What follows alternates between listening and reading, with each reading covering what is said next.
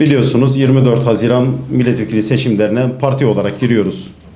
79 ilde tam listeyle 2 ilde Diyarbakır ve Batman'da ise bağımsız adayları destekleme yoluyla gireceğiz. Ancak parti olarak herhangi bir Cumhurbaşkanlığı adayı çıkarmamış idik. Cumhurbaşkanlığında nasıl bir strateji izleyeceğimizle alakalı Genel İdare Kurulumuzda bir karar aldık. Daha önce de kamuoyuyla paylaşmıştık. Bunu yakın bir zamanda açıklayacağımızı ifade etmiştik. Şimdi o kararımızı sizin vasıtanızla kamuoyuyla paylaşmak istiyorum. 24 Haziran'da yapılacak olan Cumhurbaşkanlığı seçiminin altyapısı biliyorsunuz 16 Nisan 2017 referandumuyla oluşturulmuştu. Bu referandumla getirilmek istenen Cumhurbaşkanlığı hükümet sisteminin parlamenter sisteme göre ülke şartlarına daha uygun olduğuna karar vermiştik.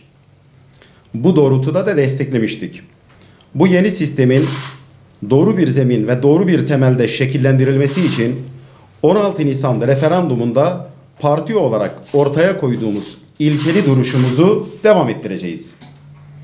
Bundan hareketle mevcut şartları göz önünde bulundurarak Cumhurbaşkanlığı hükümet sistemini devam ettirme yönünde irade beyanında bulunan Sayın Recep Tayyip Erdoğan'ı destekleme kararı aldık. Hüdapar olarak Diyarbakır ve Batman'da bağımsız adaylar, 79 ilde ise tam liste olmak üzere 81 ilde milletvekili seçimlerine parti olarak katılıyoruz.